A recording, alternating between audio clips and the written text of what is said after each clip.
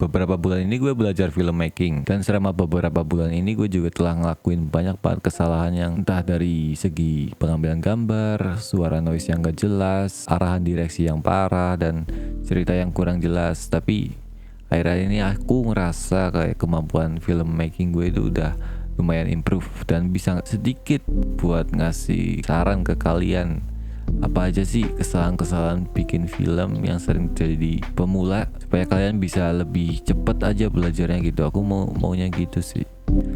Jadi beberapa tips yang bisa gue kasih ke kalian itu, yang pertama adalah terlalu mengedepankan gambar bagus tanpa memperhatikan storytellingnya.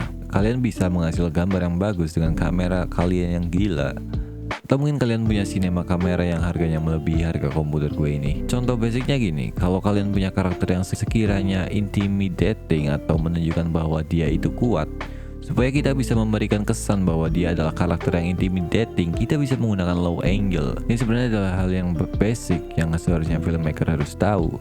Dan ini juga sebagai fondasi awal kalian mengenali apa sih definisi sinematografi itu.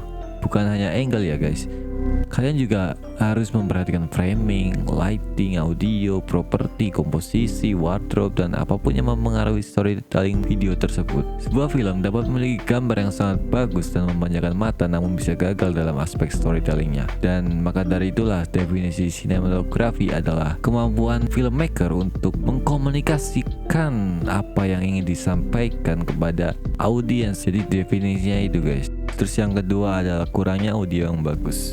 Baik dari segi sound design atau dialog, banyak sekali kesalahan yang dilakukan oleh filmmaker pemula dalam proses merekam suara atau menambahkan efek tertentu. Alhasil, film tersebut menjadi tidak layak didengar sehingga audiens akan tidak tertarik menonton film tersebut. Dalam kasus ini, gue sering salah pada saat scene berdialog. Kunyuk, lu namanya Mail kan? Gua gak tau Ismail sama Bang, sumpah. Ini Ismail anjing, lu gak usah bohong. Bang, kejar. Gas!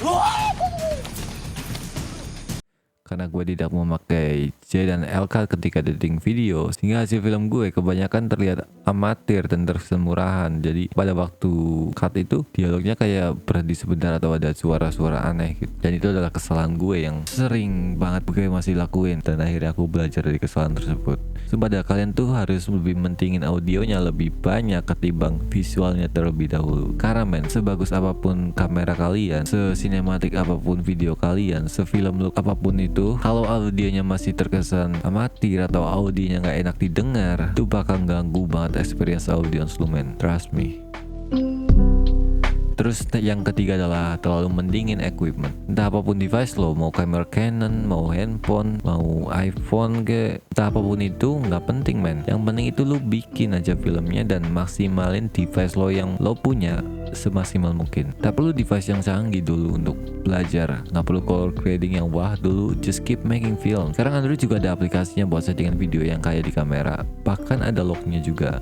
Walaupun kurang maksimal warnanya, tetapi itu lebih baik daripada nggak bikin film men. Martin Scorsese, sutradara yang terkenal, saking nggak punya device, beliau sampai bikin film pakai kertas men. Gak sih, itu lebih ke storyboard, cuman diceritain ke teman-temannya. Jadi iya sama aja film sih, cuman dia nggak pernah wujudin filmnya gitu. Jadi dia gambar gitu di kertas, dia tulis dan dibagiin ke teman-temannya, itu saking pengen banget bikin film. Terus yang keempat, kebanyakan nonton film panjang.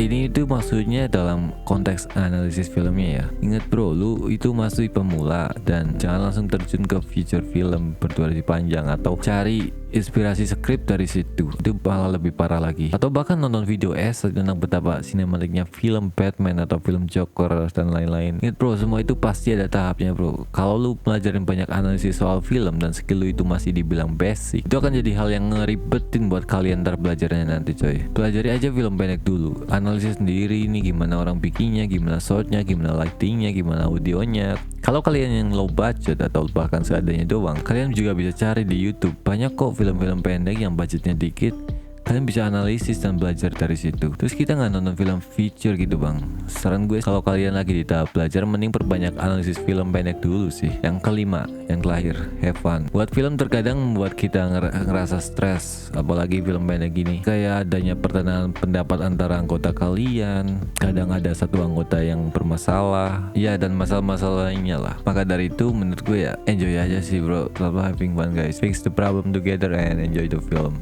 Jadi kesimpulannya gampang ya guys. Kalian harus memperhatikan sisi storytellingnya dan audionya, terus bikin filmnya dengan alat seadanya, nggak perlu yang besar banget lah.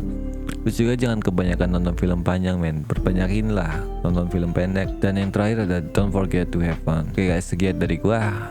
Sebentar doang sih ini video, paling berapa menit. Keep making film gue juga masih belajar men. Gue banyak banget hal yang perlu gue pelajarin dalam segi filmmaking ini, dan gue akan terus coba belajar dan keep making films.